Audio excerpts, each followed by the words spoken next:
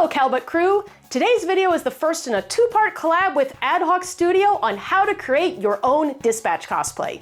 Dispatch is an incredibly fun adventure game where you work as a superhero dispatcher, assigning heroes to crimes and navigating some spicy inter-office romance. And it's full of fun character designs that could make for the perfect con cosplay. It's available on tons of platforms: Steam, PS5, Nintendo Switch 1 and 2, and coming this summer, Xbox. So if this sounds like it's up your alley, be sure to check it out at the link below.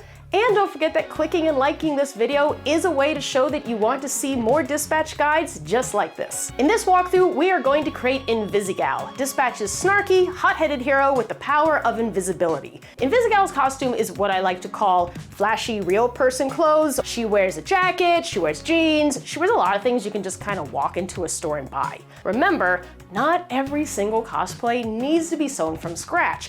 I will quite literally buy pants every single time if I can do it.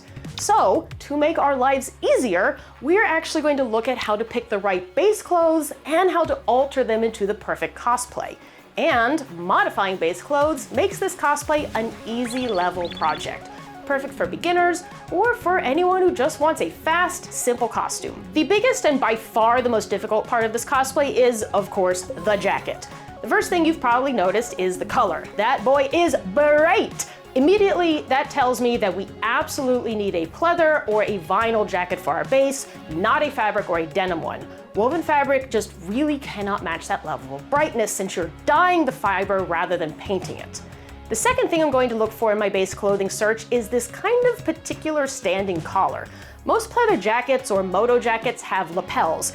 And yes, you can technically make some alterations to remove this, but that is getting way into intermediate to advanced level projects here. Remember, when making alterations, it's always easy to shorten or tighten garments. It's a lot harder to change the seam lines or the overall style of a piece. We landed on this little beauty, which checks a bunch of our boxes. It's pleathered, it's collared, it's cropped, perfect. Now the closure extends too far towards the center, the collar is too high, and obviously it is not magenta at all. But most of these are simple alterations. Now, if you don't want to deal with any sewing at all, and you don't mind a little deviation from the reference, skip the alterations altogether and jump straight to the painting section. I do think that this base without changes is already a really close match for Invisigal. But if you don't mind some heavy lifting to get your cosplay perfect, read on. The first step is to get rid of those pockets. Grab a seam ripper and seam rip all around the pocket edge or cut them away where they're embedded underneath the seam. Next, we need to fix that front closure. Invisigal has one of those magic cool girl jackets that don't have any hope of ever closing or meeting in the front, so we are just going to cut down the edges behind the snaps, seam rip off the bulky trim, and add a brand new hem. The simplest way to finish a new hem would be to just fold the edge underneath towards the inside of the jacket. But for a cleaner edge, we're going to actually fold both sides inward toward each other. This is a little fiddly and time-consuming, so I recommend holding everything in place using these little wonder clips that are so much easier to use than pins on pleather. I also suggest pressing any folded seams before you sew. Remember, don't let your iron directly touch the pleather or you could risk melting it. Instead, first lay a press cloth or a piece of muslin over the jacket and then iron away. So, if you've ever struggled to sew pleather or vinyl and you keep ending up with this stretchy, uneven, puckered looking mess, that happens because your machine foot is sticking to the surface of the fabric. One fix is to use a non-stick Teflon foot. But another that you probably have laying around your house somewhere is to just take a piece of tissue paper and lay it on top of your fabric. This stops the sticking and lets your foot just glide right on top. Even though our collar is the right shape, it's just way too tall. So we're going to repeat that exact same hemming process here too by cutting about an inch off the top of the collar. Fold both edges inward, press, and sew again. Now, Invisigal's sleeves are rolled up above her elbows, and while we could just do that and be done with it, the inside lining is beige, not bright white, and I'm a little bit of a stickler for that. So instead, we're actually going to make a fake cuff so that the pleather is visible all over. First, chop off the gathered cuff and hem the raw edge. Next, put your jacket on and fold the sleeve up about an inch above the elbow. Straight stitch along this new folded edge on the inside, and once done, you can roll down the top hem and tuck it under to create your faux cuff effect. Now, when it's time to paint the jacket, do not just slap any old acrylic paint on there and call it a day. fabric moves and flexes, so you need a flexible paint with the right prep and sealer for a pro-looking job that won't crack on you. I'm gonna shout out our mini book, Fabulous Cosplay Footwear, that dives into this, but when painting pleather, we pretty much always use the Angelus leather paint line. Step 1 is to strip away any finish on the jacket using Angelus's stripper, or you can use acetone or isopropyl alcohol in a pinch. Then it's paint time. Because I want this bright, I am using Angelus's neon line, which works best when you first paint a flat color like this lilac underneath it. The key to painting is to not go overboard. Load up enough paint on your brush so that it's wet, but spread everything out into thin layers. This helps with drying time and reducing visible strokes. Paint over the entire jacket up to the fake cuff line, and then switch to a flat white for the lower cuffs and the inside of the collar. Once the base coat was fully dry after about 20 minutes or so, I mixed up a combination of Paradise Purple, Jamaica Joy, and white.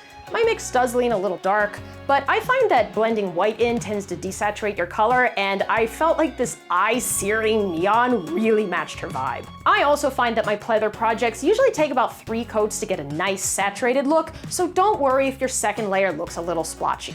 Give everything a few hours to fully dry, and then seal your paint job with a top coat.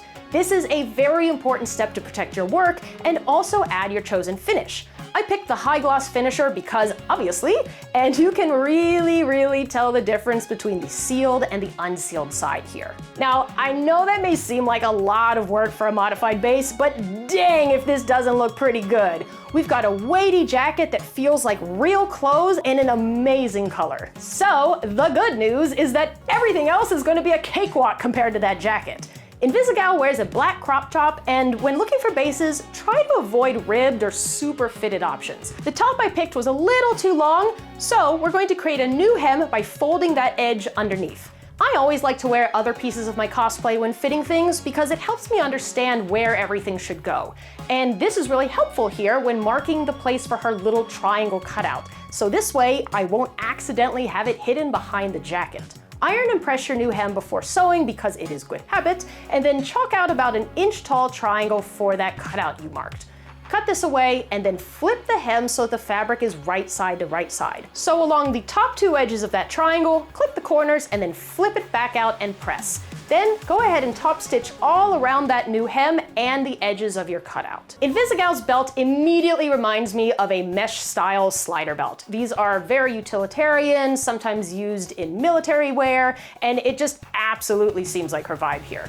We can buy a belt with a purple webbing base, which is perfect, but metal buckles in a lilac color are really not a thing, so we're going to need to paint that. Painting metal kind of sucks, be warned. Most paint will just not stick to it, and it will come off if you literally look at it funny. I find actually that the best option is to first scuff up the metal with a little bit of fine grit sandpaper like this 320 grit. We don't want to put in deep grooves, but we want to remove some of that super slick metal texture in order to help the paint grip. Then, look for an enamel oil-based paint like Testors, which actually comes in a variety of colors, including purple. I sadly do not have any of this because I live in a hellscape where all of our hobby stores are closed, but even so, I will often use enamel paint kind of like a primer layer that sticks to the metal before coating it with the paint of my choice. In this case, I have this gold enamel paint, and after 2 layers of the enamel, I can then pop on several more layers of a sparkly lilac purple acrylic. Finally, it's pants time. In my opinion, these are distressed black jeans. Again, very Invisigal coated. Now, I got them hips, so I only wear stretch. But I suggest buying whatever style black jeans that you personally feel most comfortable in. We need to turn these into cutoffs, and again, wearing other parts of the cosplay, in this case some knockoff docks, really helps us figure out where to mark that cut line.